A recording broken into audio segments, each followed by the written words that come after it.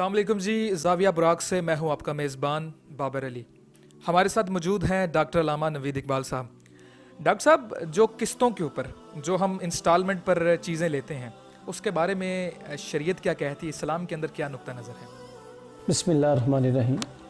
ये बेसिकली असर हाज़िर में ये एक तिजारती नुक्ता नज़र है और इसमें जो गरीब बंदा है उसका फ़ायदा है और शरई तौर पर किस्तों पर माल लेना जायज़ है। ज़ाहिर है इसमें कोई दूसरी राय तो नहीं हो सकती कि दुकानदार एक नकद देता है तो वो कम पैसे लेता है, जब आपको किस्तों पे देगा तो ज़ाहिर है वो रकम ज़्यादा होगी।